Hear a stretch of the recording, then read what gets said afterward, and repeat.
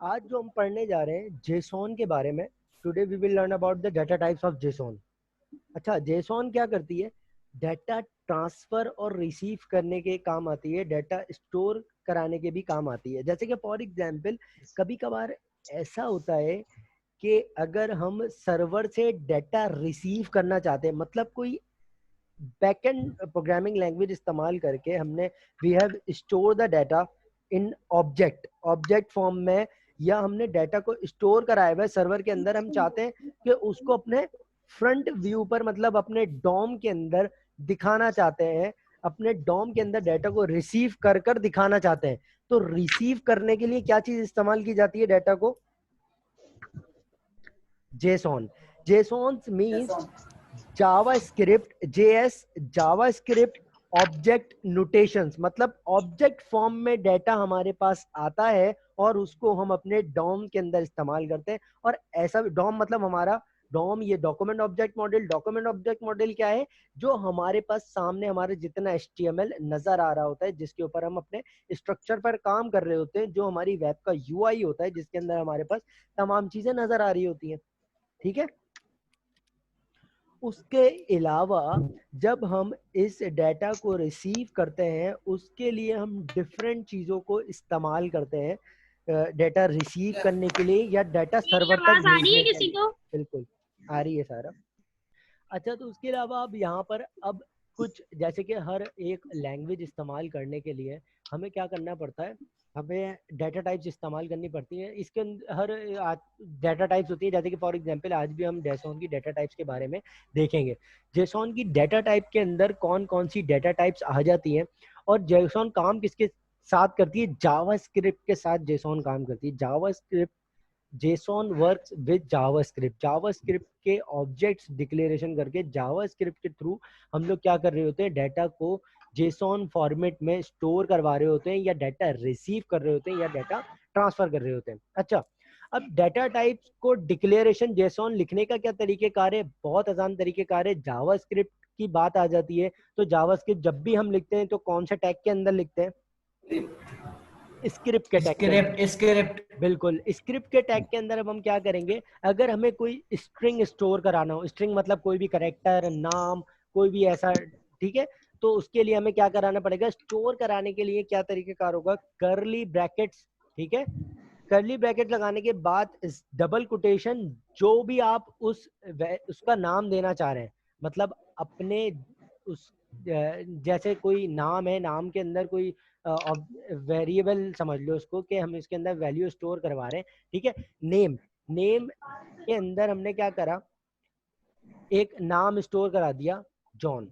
ठीक है, अभी हमने जेसॉन के अंदर डाटा स्टोर कराने का क्या तरीकेकार है, हमने वो मैं बता रहा हूँ। ठीक है, उसके बाद हमने यहाँ पर क्या स्टोर करा लिया? नेम, और नेम हमारे पास क्या आ गया? जॉन।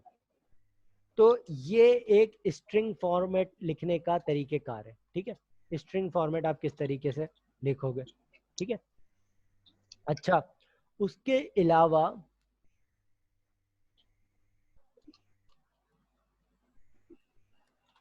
अलावा अगर आप डाटा को स्टोर करवाना चाहते हो नंबर फॉर्मेट में, तो नंबर फॉर्मेट में ये खुद ब खुद डिक्लेरेशन करता है कि वो कौन सी डाटा टाइप रखता है।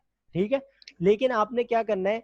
JSON string must be in double quotation, मतलब जो भी स्ट्रिंग आप वैल्यू स्टोर करा रहे होगे वो डबल कोटेशन के अंदर होनी चाहिए। ठीक है, अब बात आ जाती है, अगर स्ट्रिंग, ये तो हो गया हमारा स्ट्रिंग, स्ट्रिंग स्टोर कराने का तरीकेकार क्या है। ठीक है, अब हमने ये स्टोर करा लिया स्ट्रिंग वैल्यू। अगर आप डाटा टाइप के अंदर ही कंटिन्यू लेते हुए चलो, अगर आप स्टोर कराना चाहते हो नंबर, तो ठीक है, नंबर स्टोर कराने का क्या तरीकेकार है?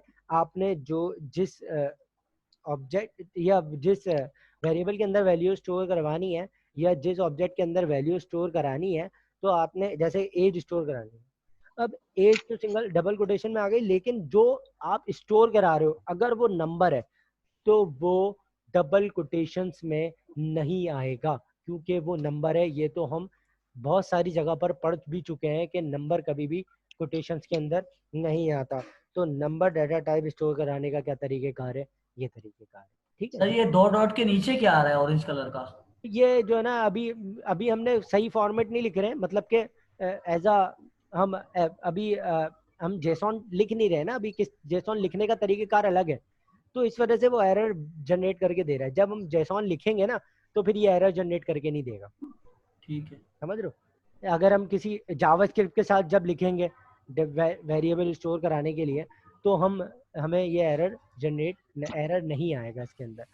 और ठीक है, अच्छा कंटिन्यू रखते हुए उसके बाद अभी, क्योंकि अभी हम कोई कोड नहीं लिख रहे हैं, मैं अभी सिर्फ डाटा टाइप्स के बारे में बता रहा हूँ, ठीक है।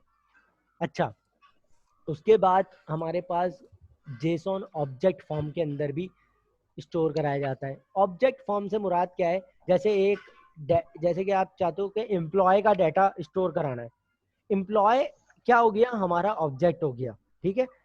आपने एम्प्लॉय का डाटा कराना है या फिर किसी प्रोडक्ट का डाटा स्टोर कराना है। ई कॉमर्स कंपनी की बात कर लें, ई कॉमर्स वेबसाइट की बात कर लें, एक प्रोडक्ट्स का डाटा स्टोर कराना चाहते हो तो आप यहाँ पर लिख लोगे प्रोडक्ट इज ऑब्जेक्ट, मतलब हमारे पास प्रोडक्ट्स क्या हो जाएंगी, ये ऑब्जेक्ट है, मतलब उससे रिलेटेड आप डाटा अपने इस डाटा के अंदर स्टोर कराओगे। कैसे स्टोर कराओगे?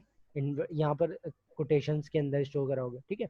अच्छा, ये दो अलग चीजें हो गई। अब ये हम जो पढ़ रहे हैं ये हमारे पास क्या है? ये हमारे पास है ऑब्जेक्ट, ठीक है। अब हम जो पढ़ रहे हैं कि यहाँ पर हम क्या कर रहे हैं, जेसॉन ऑब्जेक्ट के अंदर कैसे डाटा स्टोर कराया जाता है, ठीक है। अब हम फॉर एग्जाम्पल ऑब्जेक्ट मतलब मल्टीपल डाटा स्टोर कराना चाह रहे हैं एक ऑब्जेक्ट के थ्रू। मतलब एक ऑब्जेक्ट से मुराद ये है कि इस ऑब्जेक्ट के अंदर तमाम डाटा जितना भी होगा वो सब किससे रिलेटेड होगा? प्रोडक्ट से रिलेटेड होगा। इसके अंदर स्टोर कराने का क्या तरीकेकार है? स्टोर कराने का भी बहुत आसान तरीकेकार है। आपने यहाँ पर जब कर्ली ब्रैकेट्स ले लिए, उसके बाद वही तरीका जैसे हमने नॉर्मल ऊपर इस्तेमाल किया, जैसे कि प्रोडक्ट नेम, ठीक है। आप यहाँ पर यहाँ पर ये जो डिक्लेरेशन कर रहे हो आप, यहाँ पर कुछ भी नाम रख सकते हो, प्रोडक्ट नेम लिख सकते हो या जो नाम रखना है वो आप रख सकते हो, ठीक है।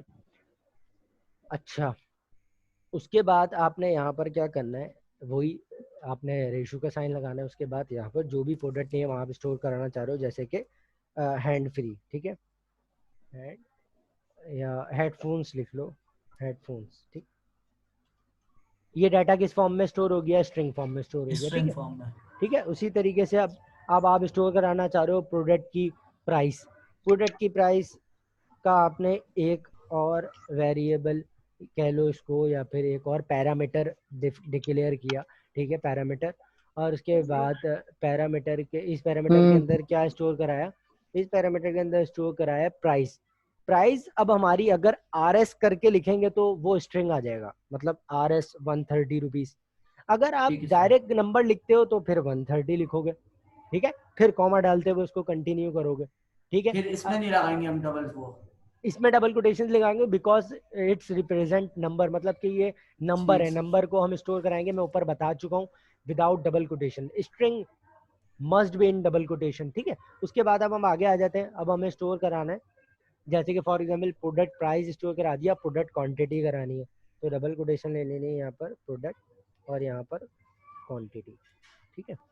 प्रोडक्ट क्वांटिटी रखने के बाद प्रो क्वांटिटी आपकी मर्जी, जो भी नाम रख लो, इसके ये डिपेंड नहीं करता कि आप को क्या नाम रख रहे हो, पर ये आप नाम ऐसा रखते हो कि आपको आइडेंटिफिकेशन रहे कि ये है क्या चीज़, ठीक है। उसके बाद प्रोडक्ट जब क्वांटिटी है, क्वांटिटी अगर नंबर ऑफ वेट, अगर क्वांटिटी आप जैसे चाहे लिखना चाहो वैसे लिख लो, ठीक है।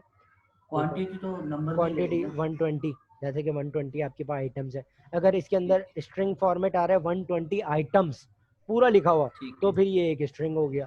तो फिर आप क्या करोगे, इसको स्ट्रिंग फॉर्मेट में डेटा को स्टोर करा लोगे, ठीक है। अगर नंबर ठीक है सर। वाली बात आ जाती है तो फिर आप डबल कोटेशन हटाकर दैट्स, ठीक है, दैट्स द वे टू ठीक सर। स्टोर द डाटा, ठीक है। अच्छा, उसके अलावा अब हमारे पास आ जाती है एरे। मतलब हम अब हमारे पास एरे के अंदर हम स्टोर कराना चाह रहे हैं, हमारे पास बहुत सारी कार्ड्स हैं उसका, जैसे कि बहुत सारे एम्प्लॉयज़ हैं उनका डाटा है, या पर बहुत सारी प्रोडक्ट्स हैं उनके नाम है। तो वो डिक्लेयर कराने का क्या तरीकेकार है? एरे, एरे के अंदर काम करने का क्या तरीकेकार है? एरे में वैल्यूज कैसे स्टोर की जाती है, एरे कैसे डिक्लेयर किया जाता है जेसॉन के अंदर, वो भी बहुत आसान है, बिल्कुल सेम एज ऑब्जेक्ट ही है, बस थोड़ा सा डिफरेंस है। कैसे? आपने सिंपल यहाँ पर क्या कर लेना है, यहाँ पर एरे का नाम लिख लेना है। पहले तो आपने कर्ली ब्रैकेट्स लेना है, कर्ली ब्रैकेट्स लेने के बाद एरे का नाम, जैसे आपने एरे के ऑब्जेक्ट का नाम आपने जो भी रखा, एरे का नाम आपने रख लिया, जैसे कि फॉर एग्जाम्पल आप कार्स, बहुत सारी कार्स का डाटा स्टोर कराना चाह रहे हो, ठीक है।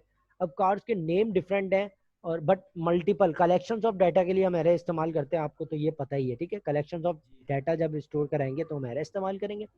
और एक स्पेसिफिक चीज से रिलेटेड डाटा जब हम इस्तेमाल कराना चाहेंगे, मतलब सिर्फ प्रोडक्ट है, ठीक है, या सिर्फ एम्प्लॉय का डाटा है, तो हम क्या कर सकते हैं, हम ऑब्जेक्ट फॉर्म में डिक्लेयर करा सकते हैं। अगर सिर्फ नेम्स है, मतलब मल्टीपल नेम्स है, सिर्फ कलेक्शंस ऑफ रिकॉर्ड है, डिपेंड ये करता है कि डाटा किस फॉर्म में, तो उस हिसाब से या तो आप ऑब्जेक्ट इस्तेमाल कर सकते हो या तो आप एरे इस्तेमाल कर सकते हो। अब कार्स हैं, अब आपने यहाँ पर इशू का साइन डाल देना, फिर आपने स्क्वायर ब्रैकेट्स लगा देना है और यहाँ पर क्या कर देना है, अपना डाटा स्टोर कर देना है। एरे के अंदर स्टोर कराने का वही तरीका कार है जैसे हम स्टोर कराते हैं, ठीक है।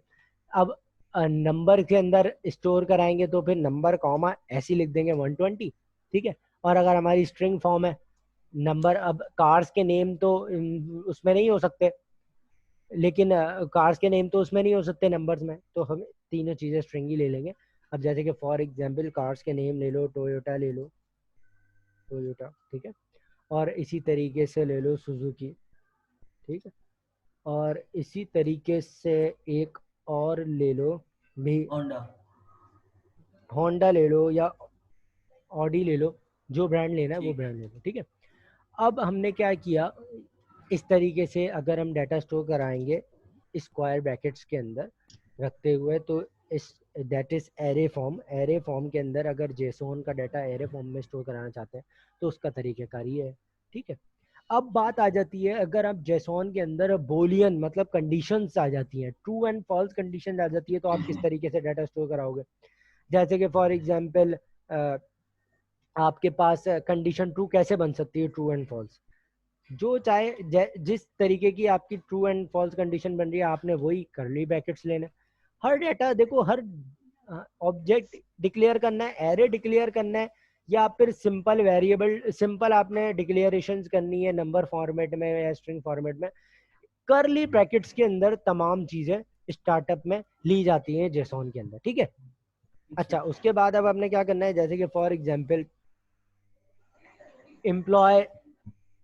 Employ status